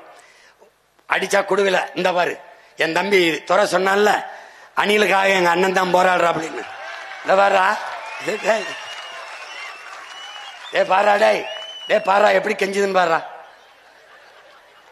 அந்த போத்தலை கையில வச்சிருக்க உங்க அண்ணன் தான்டா. இந்த பாரா பாரா, இது காட்டுறது நிறைய காணொளி தேடணும், கிடைக்கல. இங்க பாரு, இது உனக்கு ஒரு மாதிரிக்கு காட்டுறேன், புரிஞ்சுக்கிறான்னு நினைக்கிறேன். பாம்புடா, விஷ பாம்புடா, கொத்தி பெரும் கொன்னூரும் நினைக்காம தண்ணியை ஊத்துறாரா, குடிச்சிட்டு போதுரா. டே, இந்த பாம்புலாம் உங்களை நல்லா இருக்க விடாரா. டே சாமி, டே இங்க பாரா பாரா, மாடு நிலைமைய பாரா, தேனீக்கள் நிலைமைய பாரா. டே தேனீக்கள் நிலைமை, தேனீலாம் செத்து போச்சுன்னா நம்ம செத்து போயிடுவோம்டா. ஆல்பர்ட் ஐன்ஸ்டீனுங்கிற விஞ்ஞானி சொல்றான்டா, 4 ஆண்டு கூட மானோட சமூகம் இருக்காதுன்னு. தேனீக்கள் இல்லைன்னா எதுவும் பூக்கும்டா, காய்க்காதுடா. மிகப்பெரிய உணவு பஞ்சம் வந்து சோத்துக்கள் அமைச்சு போயிருவோம்டா. பாராடே பாரா, இந்த சிட்டுக்குருவிலாம் பண்ண பாவம் என்னடா? இந்த பூமியில இந்த மனுஷப்பைய வாழ்றதுக்கு எல்லாத்தையும் கொள்றான்டா. டே கொள்றான்டா. இங்க வாரா, டே இங்க வாரா, கொத்த வர பாம்பு தவிச்சு நிக்கிறத பாரா பாரா, இங்க பாரா. எறும்பு பாரா என்ன பாடுபடுது பாரா. பாத்துக்கடா சாமி, புரியுதா? இனிமே நான் போராட்டம். இந்த எறும்பு ஆடு மாடு நாய் நரிக்கெல்லாம் ஓட்டுரிமை கொடுங்கன்னு கேட்க போறேன். இந்த எஸ்ஐஆர்ல ஒரு திருத்தத்துல, ஏன்னா அப்பதான் அதுதான் நல்ல தலைவர்களை தேர்வு செய்யும்னு நான் உறுதியா நம்புறேன். சரிதானங்க? சரிதானே? அதான் சரின்ட்டாப்ல. பாருடா, இவன் யாரு தெரியுதுலடா? மண்டக்கிறவன் முடிச்ச ஆனா அத்தனை அயோக்கிய பயிலையும் மண்டைய போட்டதுடா. பாருடா, பாத்துக்க. இந்த கொரோனா கண்ணுக்கு தெரியாத ஒரு நுண்ணுயிரி உலகத்தை உரைய வைத்துட்டு, உலகத்தை உரைய வைத்துட்டது. இது எது கண்ணன் காட்டுறேன்னா, இந்த கொரோனா நேரத்தில் ஊரடங்கு போட்டிருந்தான். ஒரு பயம் வீட்டை விட்டு வரல. எங்கேயாவது ஜவுளி கடை திறந்திருக்கா, நல்ல பட்டுப்புடைய வாங்கி சேமிச்சு வைக்கலாம் எவனும் நினைக்கல. எங்கேயாவது நகை கடை திறந்திருக்கா, நிறைய நகையை வாங்கி பூட்டி வைக்கலாம்னு நினைக்கல. எங்கேயாவது கார் ஷோரூம் இருக்கா, வாங்கி காரை வாங்கி வீட்டுக்கு முன்னாடி நிறுத்தலாம்னு நினைக்கல. அன்னைக்கு குடிக்கலன்னா செத்து போவான்னா பல காலம் மூடி இருந்தது. டாஸ்மார்க் ஒரு வயலும் ஜாகல. கொரோனா வந்தான் செத்தானே ஒழிய குடிக்காம ஒரு வயலும் ஜாகல. இங்க பாரு, அதனால என்ன, உறுதியா நம்ம வந்தா டாஸ்மார்க்க மூடுறோம். புரியுதா? இங்க பாரு, இங்க பாரு. இல்ல குடிக்காம செத்து போயிருவான்னா, நல்லா இருக்கா செத்து போப்பா, தயவு செய்து செத்துப்போ. பாரு பாரு, கொரோனா காலத்துல இவன் தேடுனது தங்க வாங்கவோ, காரு வாங்கவோ, உடவை வாங்கவோ, உடை வாங்கவோ அலையில. எதுக்கு அலைஞ்சான்னா, மளிகை கடை திறந்திருக்கா, தண்ணி எங்க கிடைக்கும், சோறு எங்க கிடைக்கும். இதுல கண்ணுக்கு தெரியாத ஒரு நுண்ணுயிரி உனக்கு கற்பிச்சது என்ன, எது இல்லாமலும் வாழ முடியும். தங்கம் இல்லாமல், வைரம் இல்லாமல், கார் இல்லாமல், எது இல்லாமலும், தொலைக்காட்சி இல்லாமல், குளிரூட்டி இல்லாமல், குளிர் சாதனம் இல்லாமல், எது இல்லாமலும் வாழ முடியும். ஆனால் நீரும் சோறும் இல்லாமல் வாழ முடியாது என்பதை அந்த நுண்ணுயிரி உணர்த்திச்சு. இப்ப இதை நீ பார்க்கணும். இது என்ன? டெவலப். சிரிக்காத, சிந்திச்சுக்க. வளர்ச்சி. அந்த வீடு எம்பிட்டு இருக்கும், ஒரு 4-5 கோடி இருக்கும் வச்சுக்கடா, குறைச்சு போடும். இந்த கார் எம்பிட்டு இருக்கும், 1 கோடி. இதுக்கு பேர் என்ன? வளர்ச்சி. காரு நிறைய பெட்ரோல் இருக்கு, பேர் என்ன? டேங்க் நிறைய இருக்குடா, வளர்ச்சி. ஆனா டிக்கியில 4 உடம் வாய பொழந்துகிட்டு இருக்கு, அதுக்கு பேர் என்ன? வறட்சி. இப்ப இந்த வீடை கட்டின தண்ணி நான் இல்லாம கட்டினியா? இல்ல. காரை தயாரிச்சா நான் இல்லாம தயாரிச்சியா? இல்ல. தனோ வாஸ் நான் இல்லாம ஒண்ணு நோ யூஸ். ஆனா எல்லாமே இருக்கு, பானை காலியா இருக்கு. இதில் எதுவில்லாமலும் வாழ முடியும், நீர் இல்லாமல் வாழ முடியாது. இதை தாண்டா பலாயிரம் ஆண்டுகளுக்கு முன்பு நம் மூதாதை நீரின்றி அமையாது உலகம் படிட்டாண்டா. இங்க பாரு, அடுத்து பாரு, காரு வளர்ச்சிடா, டெவலப். இது என்னடா? எங்கூர் தான், ராமநாதபுரம். மோட்டர் பைக்கு எம்பிட்டா? மோட்டர் பைக்கு லட்சம். டேங்க் நிறைய பெட்ரோல். ஆனா குடங்கள் காலியாக இருக்குது. இதுக்கு பேர் என்ன? வளர்ச்சி.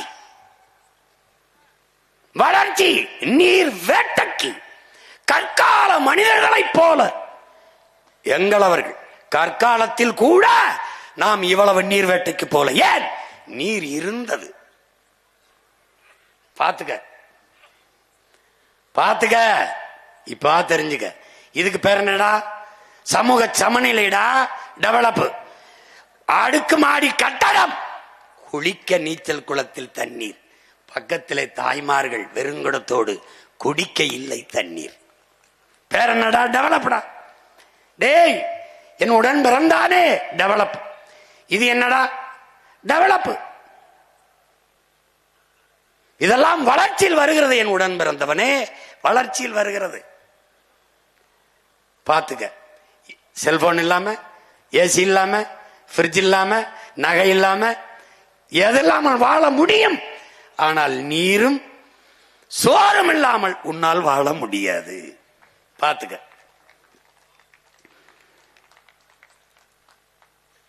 இது என்னன்னு பாத்தியா? இது யாருன்னு பாரு, இந்த நாடை பாரு.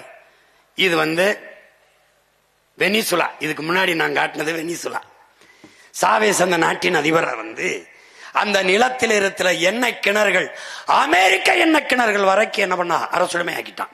அதனால என்னாச்சு, பெட்ரோல் டீசல் விலை 10 ரூபாய்க்கு வித்தான். ஆனால் வேளாண்மையை கைவிட்டு தொழில் வளர்ச்சி என்று போன்றதனால் மிகப்பெரிய பஞ்சத்தை சந்தித்து அந்த நிலத்தில் காக்கை, குருவி, கொக்கு, நாய், நரி எல்லாவற்றையும் தின்று தீர்த்தார்கள்.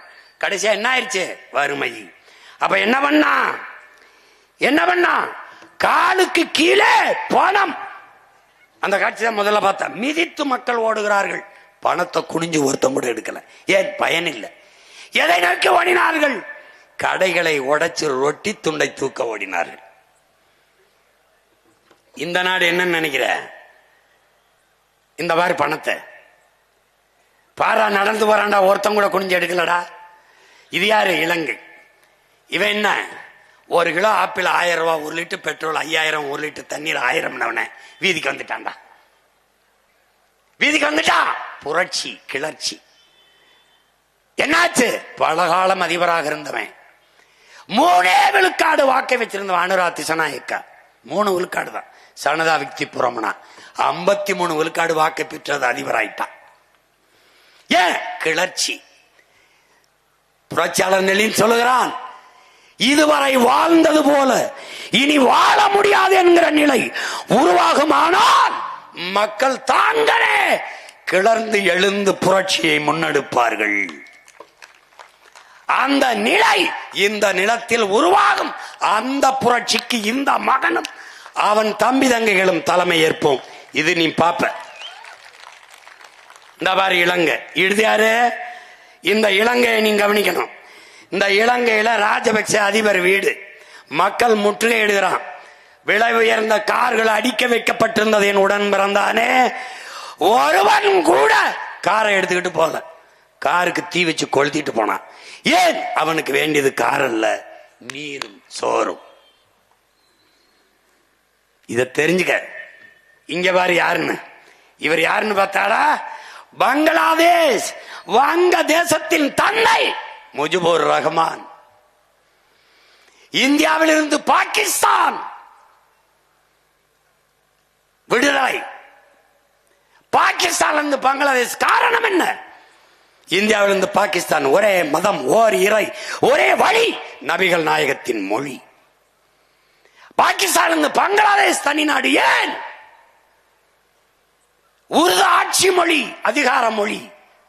முகமது அலி ஜின்னா டாக்கா பல்கலைக்கழகத்திலே படித்துக் கொண்டிருந்த முஜிபுர் ரஹ்மானும் அவன் நண்பனும் உருது ஆட்சி மொழி என்றால் என் தாய்மொழி வங்க மொழி என்னானது என்ற குரலை எழுப்பினான். கிளர்ச்சி, புரட்சி.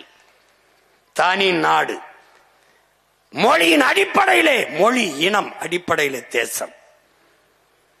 அந்த தேசத்தின் தந்தை முஜிபுர் ரஹ்மான் விடுதலை பெற்ற நாட்டின் தந்தையை கழுத்து மேலே ஏறி நின்று கழுத்தை துண்டாக உடைத்து வீழ்த்தினான்.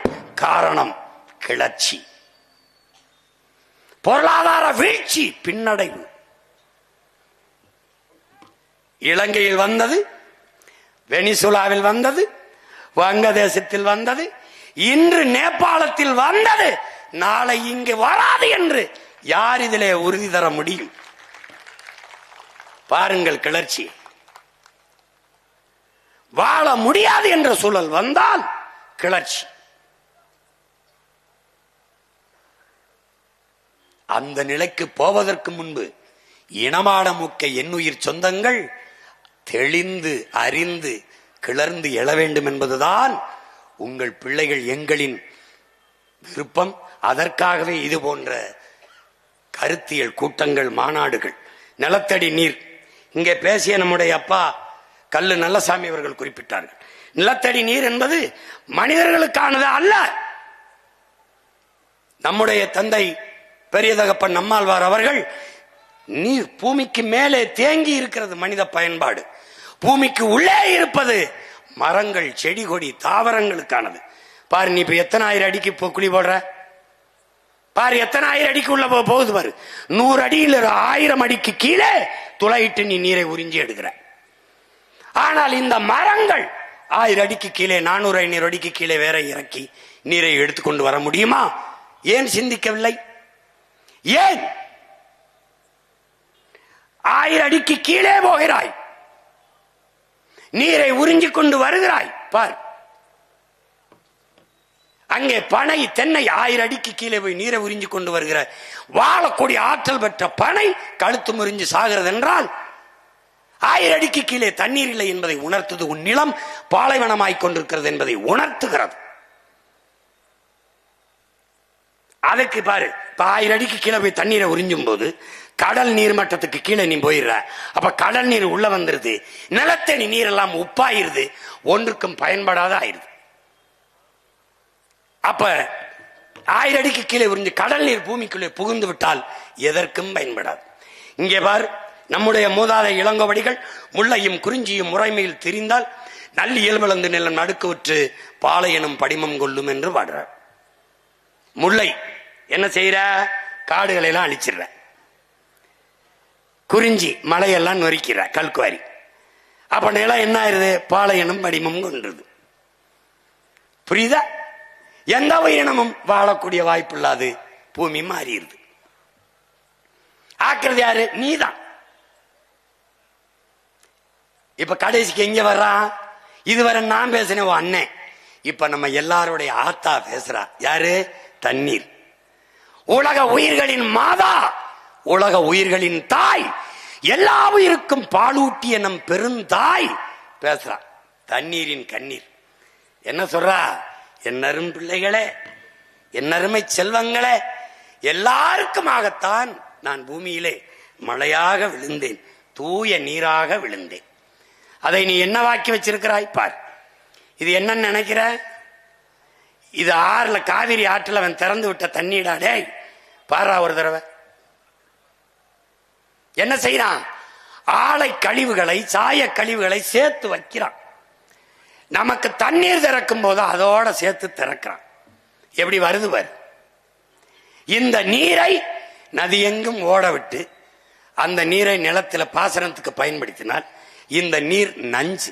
அது போய் நிலத்தில் படிந்தால் என்ன விளையும்? நஞ்சு. இந்த நீரை எடுத்து குடித்தால் என்ன குடிக்கிறாய்? விஷத்தை. இந்த நீரை மற்ற உயிரினங்கள், மான், யானை, புலி, சிங்கம், கரடி, கொக்கு, குயில், மாயிலு எல்லாம் குடிக்கிறது. எதை குடிக்கிறது? விஷத்தை. பார் என்ன பண்ணி வச்சிருக்காங்க. என்ன கேட்கிறா? இப்படியாடா நான் உங்களுக்கு தந்தேன், இப்படியா தந்த, அதை நினைச்சுத்தாண்டா நான் கண்ணீர் வடிக்கிறேன். என் பிள்ளைகளே, என் பிள்ளைகளே, நான் பெற்ற செல்வங்களே, உங்களை நினைச்சு தாண்டா நான் அழுகிறேன். இங்க பாரடா என் மக்களே, என் பிள்ளை செல்வமே, பாரடா உன் தாயின் வயிற்றிலே, உன் தாயின் வயிற்றிலே உன்னை பத்திரமாக உன் தாயின் கருப்பையிலே தண்ணீர் குடத்திலே நான் தாண்டா உன்னை சுமக்கிறேன். பாரா, கையை கால அசைச்சு இதமான வெப்பத்துல உன்னை பத்திரமாக பாதுகாத்தது வச்சது நான் தாண்டா உன் தாயின் கருப்பைக்குள்ளே. பிறக்கும் போது மகனே, என் மகளே, என்னை உடைத்து தாண்டா பிறந்தாய்.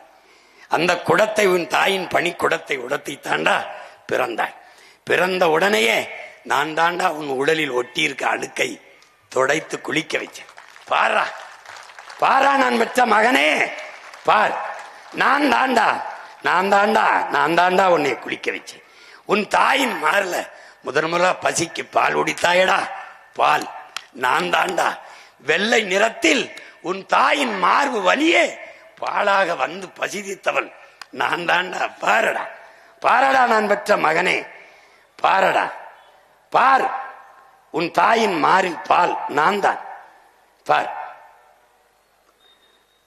பார், அவள் உண்ட தண்ணீரின் வழியாக நான் தானடா சோறு உண்டாய் பசிக்கு. பசிக்கு நான் இல்லாது ஏதடா உனக்கு உணவு? அரிசி ஏது, பருப்பு ஏது, காய்கறி ஏது, கனிகள் ஏது? நான் இல்லாது வாழை ஏது, தென்னை ஏது, மா ஏது, திராட்சை ஏது, கரும்பு ஏது, பூசணி ஏது, நெல்லி ஏது, மா ஏது, பால் ஏது, பழம் ஏது, பருப்பு எது? எதுவும் இல்லை நான் இல்லாது. சோறும் நீரும் உனக்கு கொடுத்து வளர்த்தவள் நான் தானடா. பாரடா என் அன்பு மகனே, பார் பார், நீ வளர்ந்து மகளே நீ பூப்பெய்தாய், பெருமனுஷியானாய், உன்னை நன்னீராட்டு என்று குளிக்க வைத்தவள் நான் தானடா மகளே, நான் தான் பார், நான் தான் பார். பாரடா பார், நீ வணங்குகிற கோயில் குடமுழுக்கு நன்னீராட்டு நான் தானடா. பாரடா, நான் தான், நான் தான் என் மக்களே. பார், தீர்த்தம் புனித நீர் நான் தான், நான் தான். நீ செய்த பாவத்தை தொலைக்க புனித நீர் என்று கங்கை யமுனை சரஸ்வதி என்று முன்னதிகளும் கலக்கிற இடத்தில் குளிக்க வந்தாயடா, நான் தானடா. அது உன் பாவத்தை போக்கிய தாய் நான் தானடா. பாரடா, நான் தான். உன் பாவத்தை கழுவியவளும் நான் தான். பார், மகிழ்ச்சியில் சிரித்தாய், கண்ணீராக வழிந்ததும் நான் தான். துயரத்தை வடிக்க முடியாமல் அழுதாய், கண்ணீராக வந்தவளும் உன் துயரத்தை வடித்து கழுவியவளும் கண்ணீர் வழியே நான் தான். பாரடா மகனே, பார் பார், வளர்ந்தாய், வாழ்ந்தாய், வாழ்ந்தாய், இறந்தாய், நான் தானடா. பிறந்தாய், குளிக்க வைத்தேன், இறந்தாய், நான் தானடா குளிக்க வைத்தேன். உன் இறுதி பயணத்தை தொடர்ந்தாய், பிறக்கும் போது பனி குடத்தை உடைத்து வெளியே வந்து பிறந்தாய், இறந்த போது குடத்தை உடைத்து உன் பயணத்தை தொடர்ந்தாய். பாரடா மகனே, புதைந்தாய், புதைந்தாய், பூமிக்குள் இறுதியாக புதைந்தாய். உன்னை மூழ்கி உன் சவக்குழியை மொழியவன் நான் தானடா மகனே, நான் தான். பார், உன் சமாதியை எரிந்தாய், எரிந்தாய், எரிந்தாய், சாம்பலானாய், என்னில் தானடா உன்னை கரைத்தார்கள். பாரடா என் அன்பு மகனே, பாரடா என் அன்பு மகளே, என்னில் தானடா நீ இறுதியாக கரைந்தாய். தாய்ப்பாலை, தாய்ப்பாலை யாராவது வியாபாரம் செய்வார்களாடா பிள்ளைகளே? என்னை எப்படிடா உங்களுக்கு விற்கலாம் என்று எண்ணம் வந்தது? எப்படியடா, எப்படியடா என் பிள்ளைகளே, எப்படி எப்படி என்னை வித்து பிழைக்கலாம்? தண்ணீரும் தாய்ப்பாலும் மலிவாக கிடைப்பதனாலே இந்த மானுட பதர்கள் மதிப்பதில்லை என்று உங்கள் கவி பேரரசு வைரமுத்து படிச்சொன்னதை படிக்கவில்லையா என் பிள்ளைகளே? தண்ணீரும் தாய்ப்பாலும் மலிவாக கிடைப்பதால் மதிப்பற்று போய்விட்டதா மானுட சமூகத்தில்? காலடியில் மிதிபடுவதால் பூமியின் மகத்துவம் தெரியாத மக்கு பிள்ளைகளாடா நீங்கள்?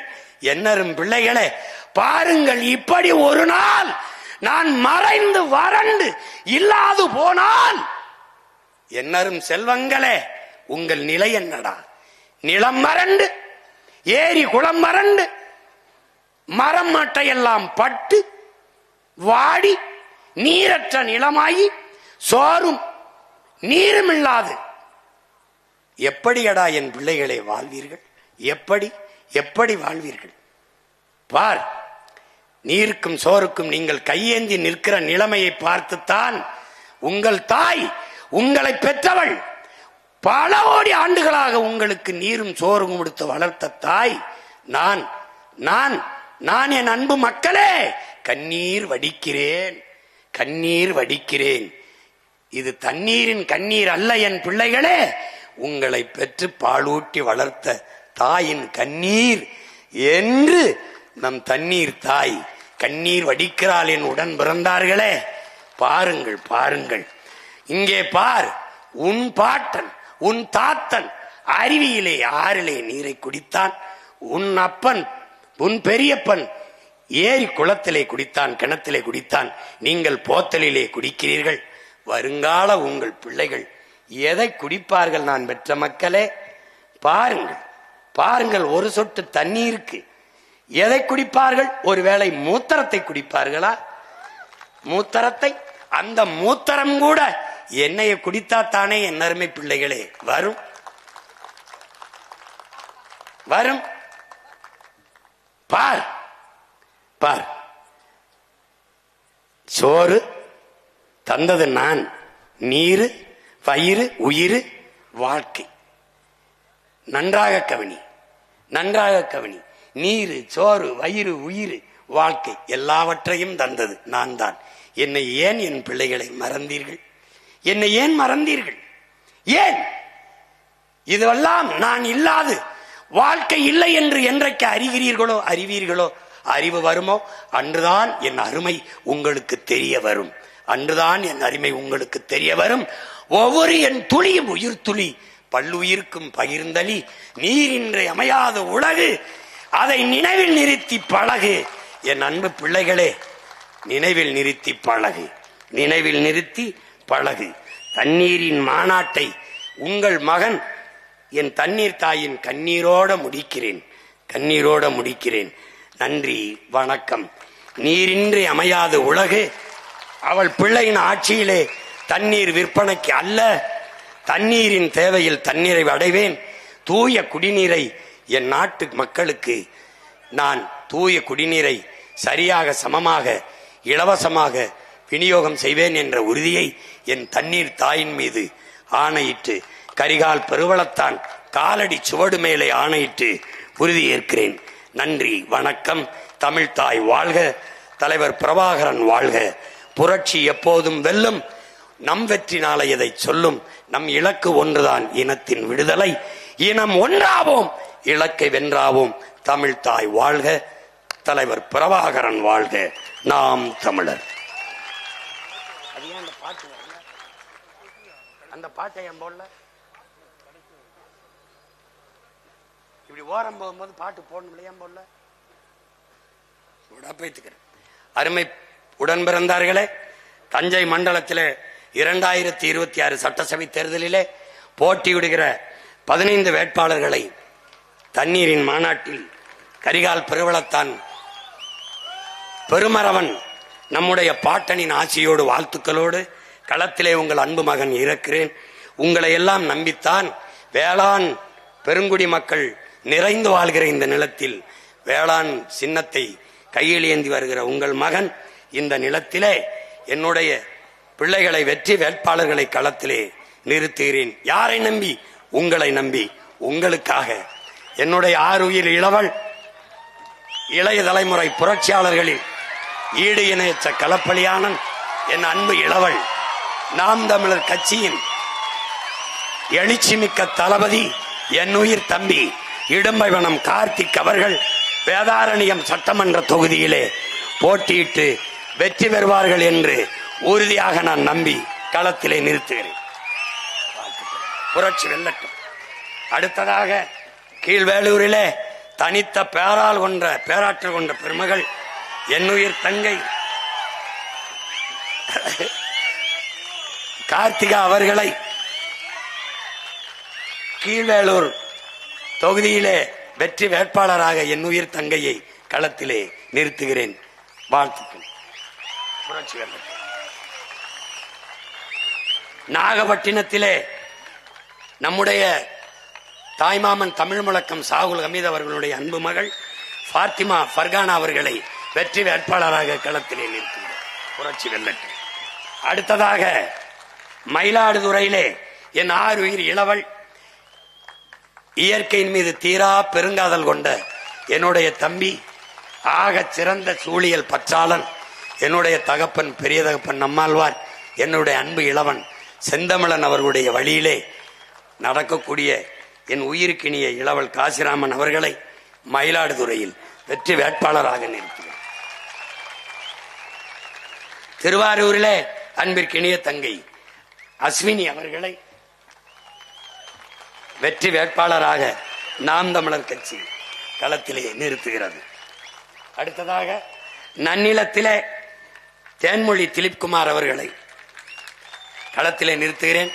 அமெரிக்காவிலே பேராசிரியராக பணியாற்றி கொண்டிருந்த அவர்களை, அதைவிட பெரிய பணி இங்கே இருக்கிறது, இங்கே வந்து பாடம் நடத்துங்கள் என்று அழைத்து வந்திருக்கிறேன்.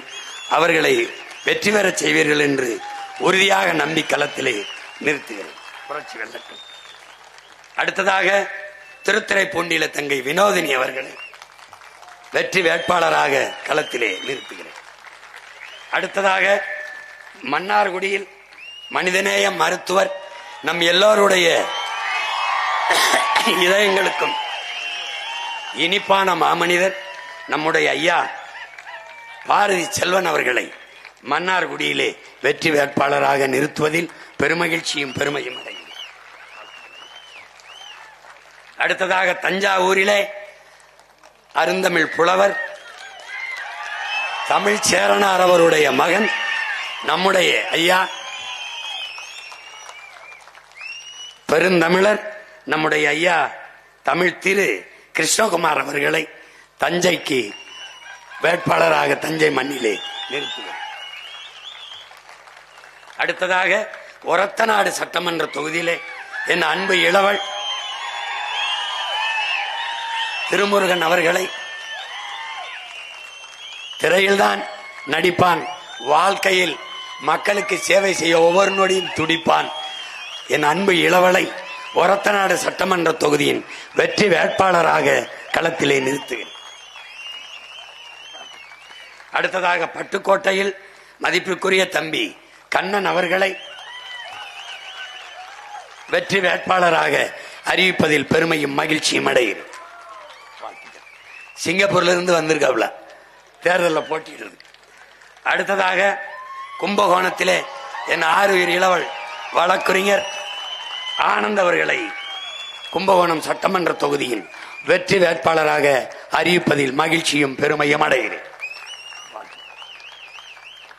அடுத்ததாக பேரா உர்ணியில் என் ஆறுயிர் இளவல் அன்பு தம்பி ராஜாராம் அவர்களை வெற்றி வேட்பாளராக அறிவிப்பதில் பெருமையும் மகிழ்ச்சியும் அடைகிறேன். அடுத்ததாக பாபநாசம் சட்டமன்ற தொகுதியில் என் அன்பு தங்கை அனீஸ் பாத்திமா அவர்களை பாபநாசம் தொகுதியின் வெற்றி வேட்பாளராக அறிவிப்பதில் பெருமையும் மகிழ்ச்சியும் அடைகிறேன். திருவையாறு தொகுதியில் நம்முடைய